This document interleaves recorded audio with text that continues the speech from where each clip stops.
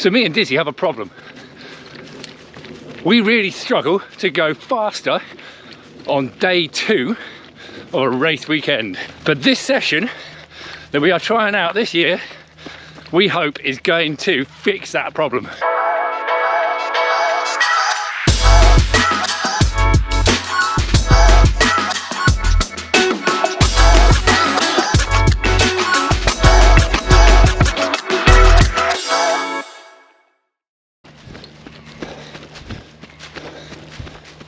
So yesterday, I did a track session.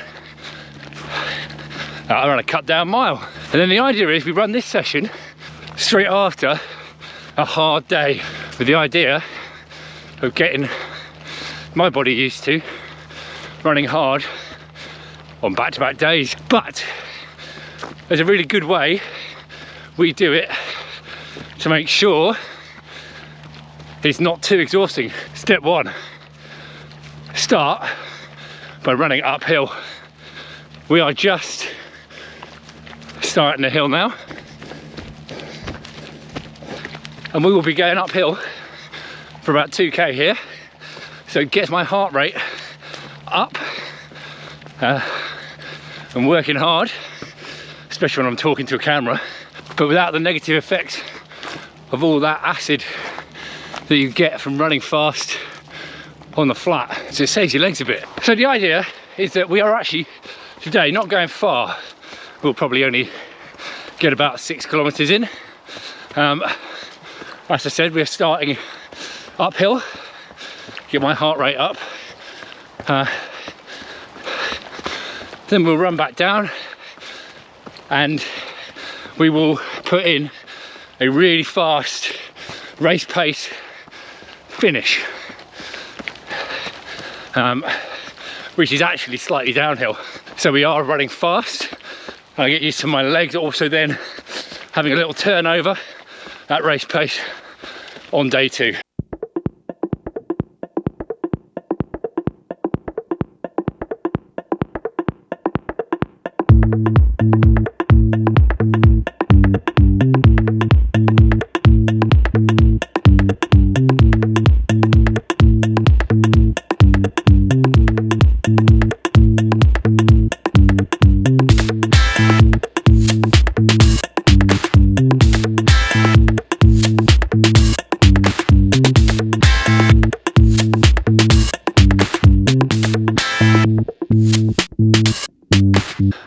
Made it to the top.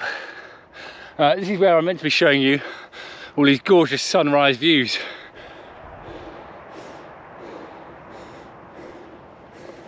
Filthy weather.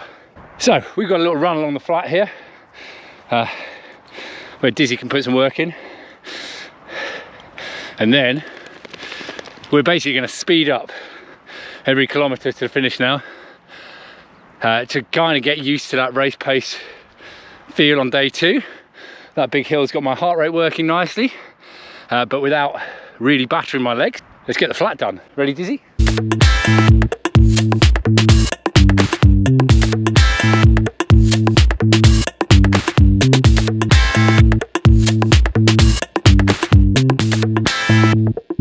So last year, we hadn't actually ever raced on 2 consecutive days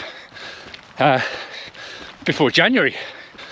So we spent a lot of the time in the second half of the season last year just getting used to running in harness on back-to-back days. So it was actually just about getting out and running. One of them would be easy, one of them would be a session. So we weren't particularly worried about trying to go faster.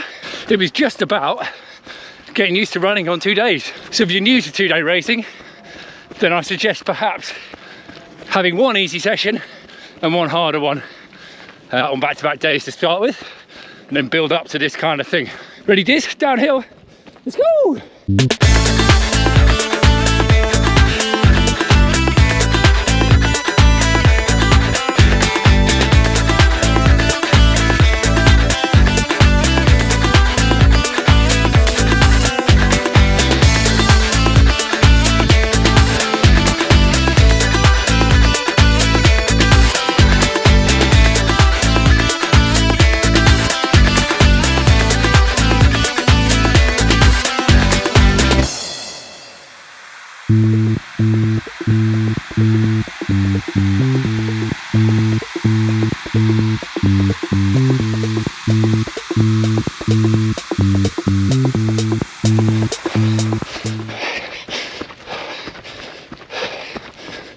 So on bits like this that are relatively flat, I'm also giving Dizzy a strength session. I'm sitting back in my harness a little bit, not really going flat out myself. We're sort of at what would be, I'd call tempo pace. We're about 20-minute 5k pace at the moment. I'm just sitting back.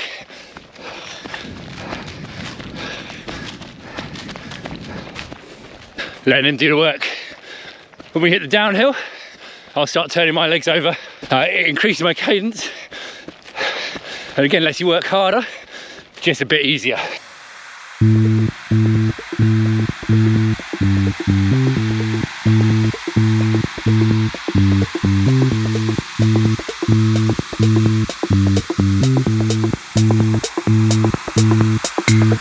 Now, sometimes when we do this, it'll be after me and Dizzy have had a hard day the day before. We might have done hills, long run. Long runs are hard for us. Or we might have even done our own speed session. In which case it's a double workout. Because a workout for him as well. Today, because my track session was just me, I've got a fresh Dalmatian, which actually makes it hard work for me.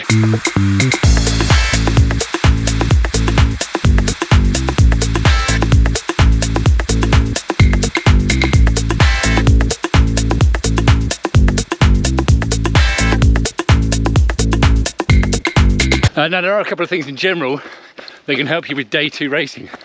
One of them being obviously recovery. So making sure after your race you're getting a warm down, stretching, a nice restful rest of the day. Not always easy with a dog, because you've probably got to take him out and walk him for another hour later on in the day. So it's one of those things you've got to balance up. The other thing is probably being what I call 10k fit rather than 5k fit, so that you are ready to run 10k over 2 days, and 5k won't feel quite so hard. But again, when it's -2, you've had no warm-up and you're attached to a dog that's going to go like stink, that's easier said than done. So applying a little bit of the law of training specificity, I can't say that word, which means there's no such thing as useless training. Every training session will have an adaptation.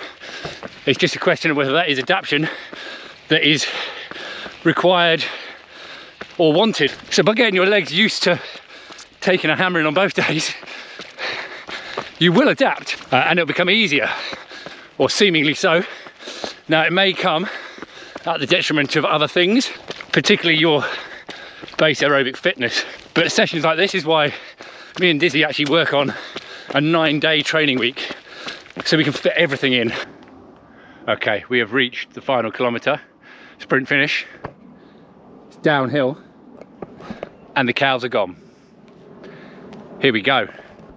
Ready, Dizzy? Ready? Let's go!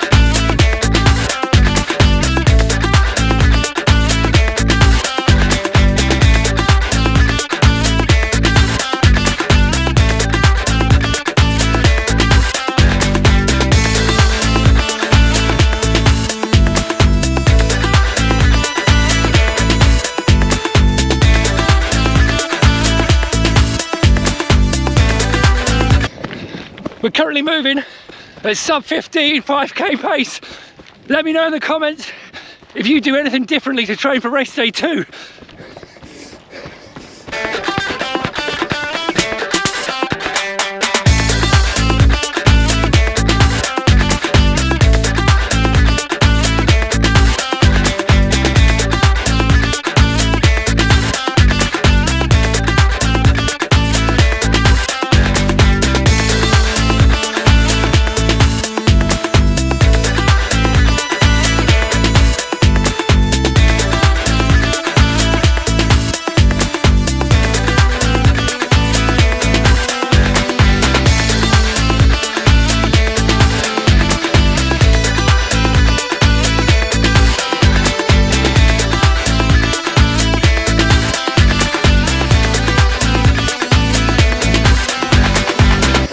Oh, good boy. Good boy. So there we have it. Race day 2 training. Don't you love that Dizzy always has a sprint finish as well? So anyway, just rehydrating.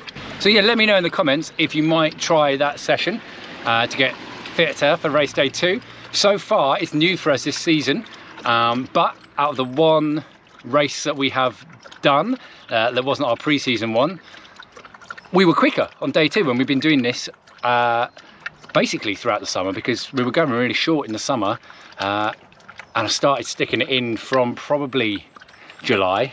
So far, it's 1 out of 1 for working. We'll see how well it works as the season progresses. But yeah, if you give it a go, let us know in the comments. Remember, if you like the videos, then don't forget to subscribe to the channel. And share away with a running friend or a canicrossing friend. Even better, show them this video and turn your running friend into a canicrossing friend. We've still got a couple of weeks till we are racing again at Canicross Midlands. So we've got a couple of big weeks of training to put in. But until then, me and Dizzy will see you on the next one.